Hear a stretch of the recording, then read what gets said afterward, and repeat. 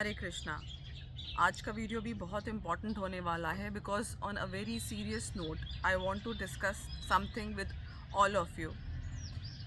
अगर step by step या बहुत ध्यान से सोशल मीडिया को ऑब्ज़र्व किया जाए, मैं एकदम टू द पॉइंट बोलूँगी कि एक डीप कॉन्स्पिरेसी स्टार्ट हो गई है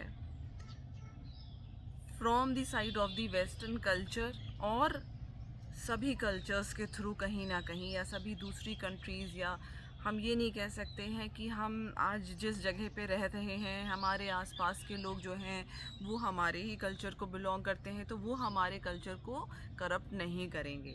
ऐसा अब कुछ नहीं है, क्योंकि सारे ही लोग अब डाइल्यूट हो चुके हैं बिकॉज ऑफ द ग्लोबलाइजेशन। और इस ग्लोबलाइजेशन का जितना ह्यूमैनिटी को फ़ायदा हुआ है उससे शायद अब बहुत बड़ा नुकसान होने वाला है। और आप अगर ये सोचें कि आप बच जाएंगे तो हम सब एक गलत फहमी के शिकार हो रखे हैं, क्योंकि जिस तरह से ये कॉन्स्पिरेसी एग्जीक्यूट की जाएगी आपको पता भी नहीं चलेगा, और किस तरह से आपके कल्चर को इतना स्पॉइल कर दिया जाएगा through your children, through the next generation, और उसको इतना नीचे गिरा दिया जाएगा कि आप कितनी भी कोशिश कर लें आपके बच्चों में सुसाइडल टेंडेंसीज डेवलप कर दी जाएंगी बुरी तरीके से। उनके अंदर ऐसी बातें इनकलकेट कर दी जाएंगी कि आप, स्पेशली योर डॉटर्स, उनको बुरी तरीके से रूइन किया जाएगा to spoil the culture of your family. अब उसको लेकिन सेव कैसे करना है? अगर आप ये सोचते हैं कि हम खाली बच्चियों को अपनी पुश करेंगे कि बेटा आप पढ़ाई करो, बी इंडिपेंडेंट, तो वो सेफ हो जाएंगी? No, not possible. वो आपकी डॉटर्स को करप्ट करने की पूरी सॉलिड प्लानिंग कर चुके हैं, आपकी सोच से कहीं ज़्यादा। जितना आप बच्चों की साइकोलॉजी को नहीं समझते हैं, ह्यूमंस की साइकोलॉजी को नहीं समझते हैं, जिन लोगों ने ये चीज़ प्लान करी है आपके बच्चों के लिए, they are well educated, well knowledgeable people. उनको पता है कि हमें इनकी साइकी से कैसे खेलना है।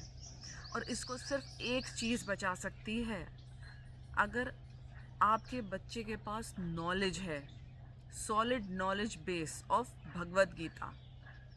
तो अपने बच्चों को देखिए आसपास जो अच्छे से भगवत गीता पढ़ा सकता हो, पढ़ता हो, जिसको खुद को ज्ञान हो, ऐसी जगह ले जाके अपने बच्चों को उनका बेस स्ट्रॉन्ग करिए, क्योंकि भगवत गीता में कृष्णा ने जो बातें बोली हैं वो आपके बच्चों को करप्ट होने से बहुत स्ट्रॉन्गली सेव कर सकती हैं।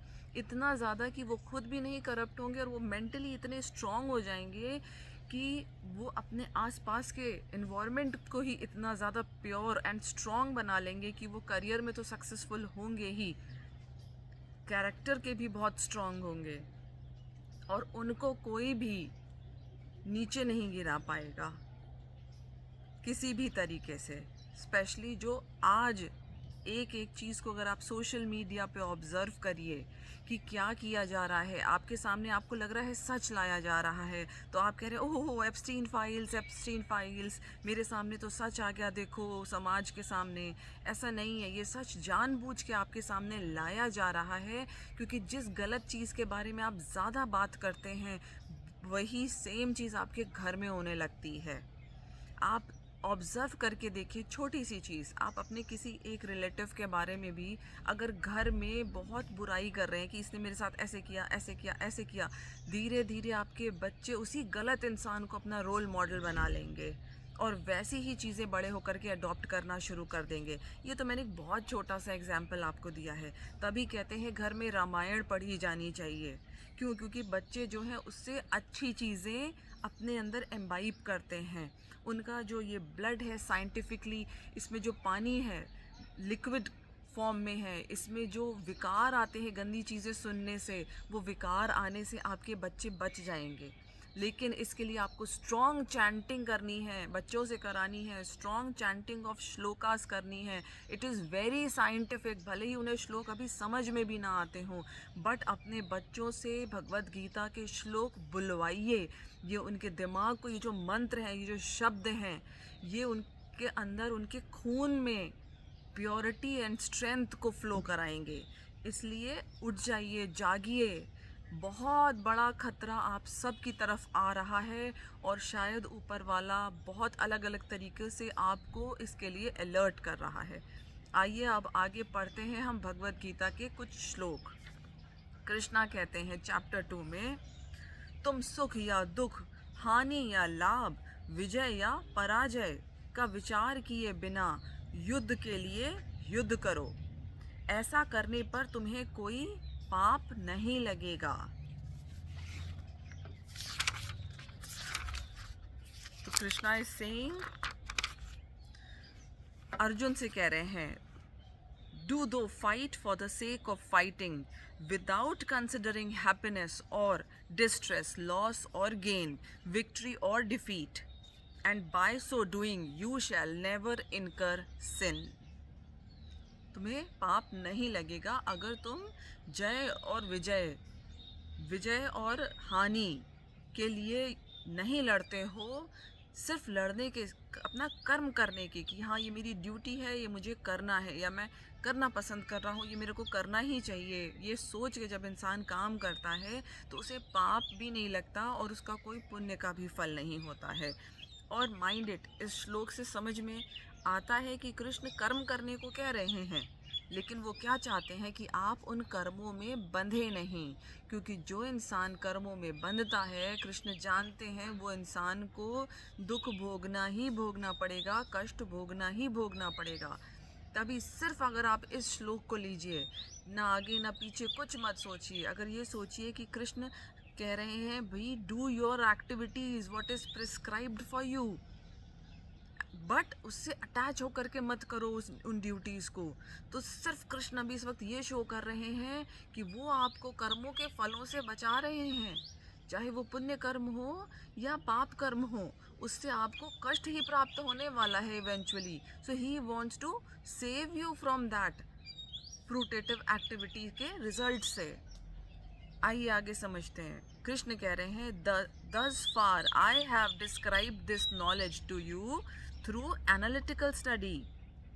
Now listen as I explain it in terms of working without fruitative results. O son of Parth, when you act in such knowledge, you can free yourself from the bondage of work. आई ना, और clear की कृष्णा ने ये बात। यहाँ मैंने वैश्लेषिक अध्ययन द्वारा इस ज्ञान का वर्णन किया है, अब निष्काम भाव से कर्म करना बता रहा हूँ। अब आगे कृष्ण क्या कह रहे हैं अर्जुन से, चैप्टर 2 में ही है ये, शुरुआत में ही। पहले तो उन्होंने बताया कि भाई तुम युद्ध करोगे, हार गए तो तुम भाई मृत्यु को प्राप्त होगे तो स्वर्ग जाओगे, और जीत गए तो तुम्हें राज्य मिलेगा। तो उन्होंने क्या बताया, तुम्हें फ्रूट्स मिलेंगे इसके। बट सिंस कृष्णा न्यू कि अगर फ्रूटेटिव एक्टिविटी के रूप में अर्जुन परफॉर्म करेगा अपनी इस ड्यूटी को, तो वो फंस जाने वाला है इस जाल में कर्मों के। लेकिन कृष्ण उसको कह रहे हैं तुम अब भी युद्ध तुम्हें अभी भी करना है, लेकिन अब मैं तुम्हें कैसे बता रहा हूँ, अभी तक तो मैं तुमको एनालिटिकल स्टडी के उससे बता रहा था, अब मैं तुम्हें बताऊंगा कि तुम इसको विदाउट फ्रूटेटिव रिजल्ट्स के कैसे परफॉर्म करो। तो दिस शोज़ कि कितना इम्पॉर्टेंट है इस बात को इम्बाइब करना कि बिना फ्रूटेटिव रिजल्ट्स के, एक्सपेक्टेशंस के कि हमें ये मिलेगा, हमें ये मिलेगा, हम ये करेंगे तो हम जीत जाएंगे, हम हार जाएंगे, इस थॉट प्रोसेस से आपको ऊपर उठना है। तब जा कर के अगर आप कृष्णा को माइंड में रख कर के कोई भी कार्य करेंगे तो वो ज़्यादा अच्छे से सिद्ध भी होगा और आप इस बंधन से बाहर निकलेंगे, जो कि निकलना ज़रूरी है और जो कि लोगों को लगता ही नहीं है। आप, हम जैसे लोग, मेरे जैसे लोग, हम सब जैसे लोग अपनी दुर्गति के खुद ही कारण बनते हैं। क्यों? क्योंकि हम पर्सनली अपने आप को इंजॉय चीज़ों को करने के लिए हर चीज़ करते हैं। आगे कृष्ण कहते हैं, इस प्रयास में न तो हानि होती है, बट ऑब्वियसली बात है, वो तो युद्ध करने को कह ही रहे हैं अर्जुन से, क्योंकि वो उस वक्त खड़ा है बैटलफील्ड में। इस प्रयास में न तो हानि होती है न ही हास, अपितु इस पथ पर की गई अल्प प्रगति भी महान भय से रक्षा कर सकती है।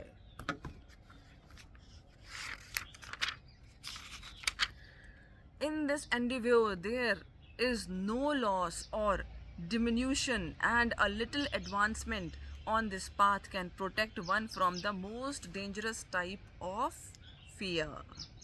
Those who are on this path are resolute in purpose, and their aim is one. O beloved child of Kuru, the intelligence of those who are irresolute in many branched. जो इस मार्ग पर चलते हैं वे प्रयोजन में दृढ़ रहते हैं और उनका लक्ष्य भी एक होता है। हे कुरुनंदन, जो दृढ़ प्रतिज्ञ नहीं हैं उनकी बुद्धि अनेक शाखाओं में विभक्त रहती है। अब इसको मटेरियल वर्ल्ड से भी जोड़ करके देख लीजिए या स्पिरिचुअलिटी से भी।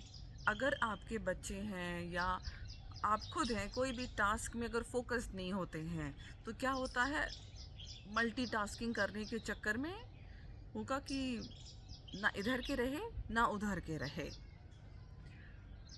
Jack of all master of none जैसी सिचुएशन हो जाती है। लेकिन कृष्ण इस बात को यहाँ पे स्पिरिचुअलिटी के बेसिस पे अर्जुन को सिखाना चाह रहे हैं कि तुम्हारी बुद्धि जो है वो अनेक शाखाओं में विभक्त नहीं होनी चाहिए थी। तुमको दृढ़ प्रतिज्ञ होना है जो करने के लिए कृष्ण कह रहे हैं, चाहे वो कृष्ण को दिमाग में रख करके युद्ध करना हो, चाहे हम जैसे लोगों को कृष्ण को दिमाग में रख करके अपना काम करना हो, चाहे नेक्स्ट जनरेशन के लिए आप इसको परसीव कर लीजिए कि कृष्ण को दिमाग में रख करके, स्पिरिचुअलिटी को सेंटर में रख के, कृष्ण को सेंटर में रख करके और तब अपना कार्य करेंगे जब, तो हम कर्मों के बंधन में पहले तो बंधेंगे नहीं, जिससे हमारा निकलना बहुत ज़रूरी है। नहीं तो हम सुख दुख भोगते रहेंगे, सुख थोड़ा अच्छा लगेगा और फिर जो भयानक दुख सबको भोगना पड़ रहा है आज के समय में या आगे, वो भयानक है। मृत्यु सबको आती है, ओल्ड एज सबको ही आती है। आपने उसको एक्सेप्ट ऐसे कर लिया है एज इफ आप उससे बच नहीं सकते, बट हमारे कोई भी ग्रंथ शास्त्र ऐसा नहीं कहते हैं। They talk beyond this body. ये जो शरीर में लाइफ है इसके बियॉन्ड हमारे शास्त्र हमेशा से बात करते थे, हैं और रहेंगे। लेकिन अब जो होने वाला है इस मीडिया के थ्रू, इंटरनेट के थ्रू, आपके हाथ में जो मोबाइल है इसके थ्रू वेल प्लान तरीके से आपको बर्बाद करने की तैयारी हो रही है, भयानक से भयानक। इसलिए उठिए, भगवत गीता को इम्पोर्टेंस दीजिए। भले ही आप घर में एक अगरबत्ती, दिया, धूप ना जलाइए, 2 जलाइए, उससे पॉजिटिविटी आती है। लेकिन अगर ये सब नहीं कर सकते हैं तो भी सुबह उठने के बाद, सोने से पहले आपको माइंड में आपके भगवत गीता, बच्चों के माइंड में भगवत गीता के श्लोक होने ही होने चाहिए। यहाँ कृष्णा ये प्रोपगेट नहीं कर रहे हैं कि आप अपने बच्चों को स्कूल ना भेजिए, पढ़ाई मत कराइए, जॉब नहीं कराइए, शादी नहीं कराइए, nothing like that. Krishna is asking Arjun, go and fight, do your best, but उस तरह से जैसे कृष्ण कह रहे हैं, दृढ़ प्रतिज्ञ हो करके, कृष्ण में अपनी बुद्धि को फोकस करके और तब कर्म करने के लिए। जय श्री राधे, हरे कृष्णा।